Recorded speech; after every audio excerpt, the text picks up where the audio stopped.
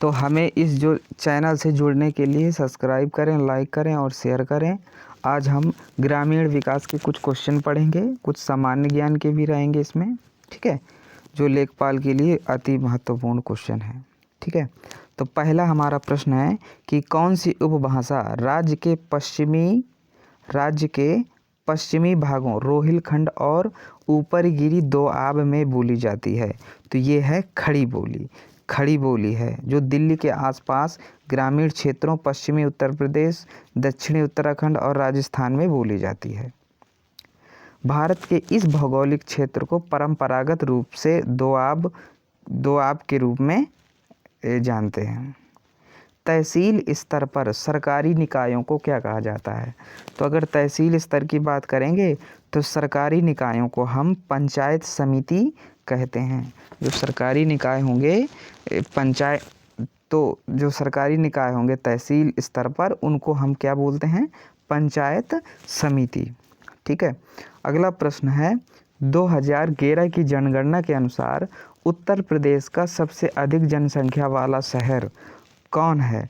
तो 2011 की जनगणना के अनुसार उत्तर प्रदेश का जो सबसे अधिक जनसंख्या वाला शहर है वो है बरेली, ठीक है। तो चैनल को सब्सक्राइब करें, लाइक करें और शेयर करें।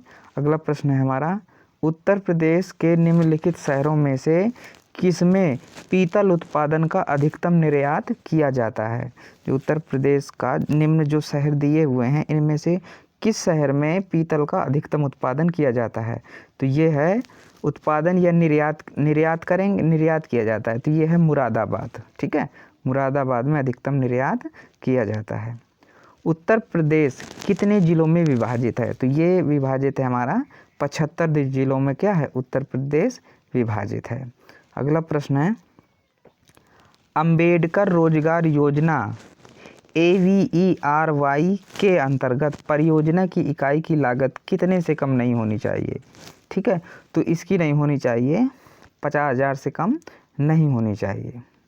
अगला प्रश्न है हमारा, उत्तर मध्य रेलवे का मुख्यालय कहाँ पर स्थित है? तो ये है हमारा उत्तर मध्य रेलवे का जो मुख्यालय है वो है इलाहाबाद में, ठीक है। उत्तर मध्य रेलवे का मुख्यालय इलाहाबाद में स्थित है।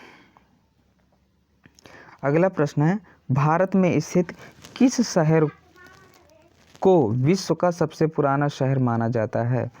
भारत में स्थित किस शहर को विश्व का सबसे पुराना शहर माना जाता है? तो ये है वाराणसी। वाराणसी को विश्व का सबसे पुराना शहर माना जाता है, ठीक है। चमड़े की वस्तुओं के लिए प्रसिद्ध जिले कौन कौन से हैं? तो जो चमड़े के लिए जो प्रसिद्ध जिले हैं वह हैं कानपुर और आगरा, ठीक है। तो इस चैनल को सब्सक्राइब, शेयर और लाइक करें, ठीक है। अगला प्रश्न है हमारा, अगला है इंदिरा आवास योजना IAY इंदिरा आवास योजना जो एक केंद्र संबंधी योजना है, इसमें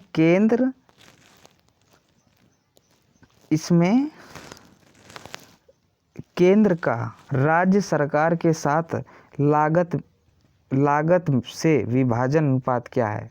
ठीक है, तो केंद्र और राज्य सरकार का जो अनुपात है वो है 75:25। कृषि रिकॉर्ड कौन सा माना जाता है? तो जो कृषि रिकॉर्ड माना जाता है तो गिरदावरी को कृषि रिकॉर्ड के नाम माना जाता है। भारतीय भूमि अभिलेख प्रणाली के अंतर्गत गिरदावरी कृषि भूमि का रिकॉर्ड है। यह फसल के स्वामित्व का रिकॉर्ड रखती है। स्थानीय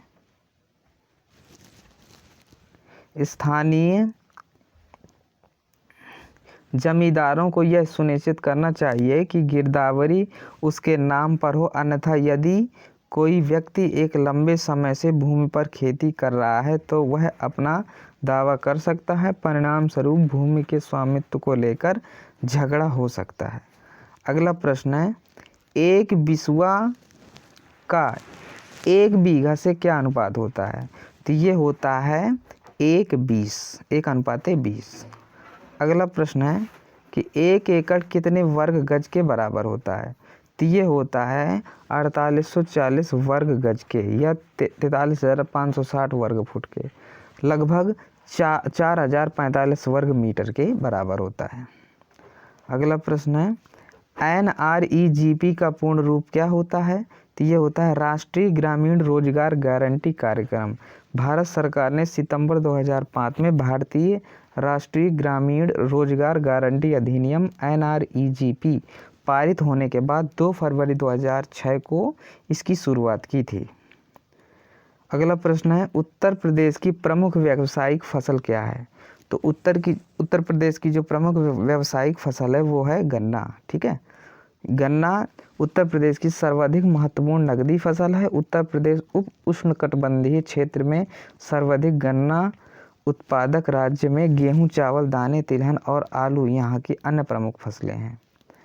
अगला प्रश्न है एक ग्राम पंचायत में ग्राम के वार्डों में चुने हुए कितने सदस्य होते हैं जिन्हें पंच कहा जाता है? ये होते हैं 7 से 17। तो चैनल को सब्सक्राइब करें, शेयर और लाइक करें। अगला प्रश्न है हमारा उत्तर प्रदेश के उच्च न्यायालय के मुख्य न्यायाधीश की नियुक्ति कौन करता है? तो उत्तर प्रदेश का जो उच्च न्यायालय होता है उसके जो मुख्य न्यायाधीश होते हैं उसकी नियुक्ति भारत का राष्ट्रपति करता है। कौन करता है? भारत का राष्ट्रपति। अगला प्रश्न है उत्तर प्रदेश में एक वर्ष में न्यूनतम कितनी ग्राम सभा की बैठक यानी मीटिंग होनी चाहिए? ठीक है, तो उत्तर प्रदेश में एक वर्ष में लगभग 2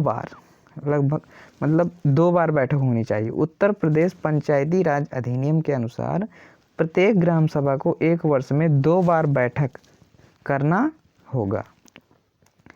अगला प्रश्न है हमारा एक व्यक्ति के लिए पंचायत का सदस्य बनने की न्यूनतम सीमा कितनी है? ठीक है, तो इसकी है 21 वर्ष।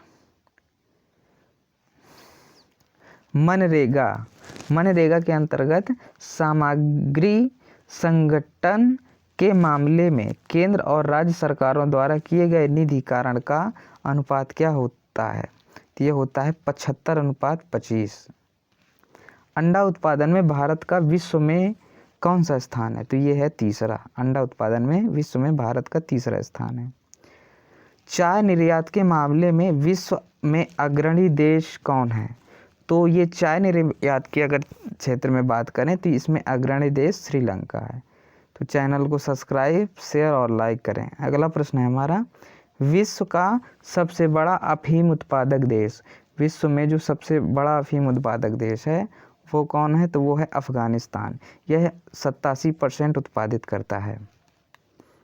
अगला प्रश्न है विश्व में कॉफ़ी का अधिकतम उत्पादन किस देश में होता है?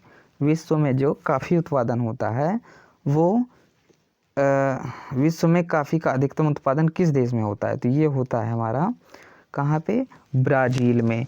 ब्राज़ील में दुनिया की सबसे ज़्यादा कॉफ़ी उत्पादित की जाती है और दूसरे नंबर में है वियतनाम। अगला प्रश्न है विश्व के नारियल उत्पादन देशों में भारत का स्थान कौन है? तो विश्व के नारियल उत्पादक देशों में भारत का स्थान तीसरे नंबर पर है विश्व में। ठीक है, तो हमारे चैनल को लाइक, शेयर, सब्सक्राइब करें। ठीक है, और इसी प्रकार आपको आगे मिलते रहेंगे वीडियो।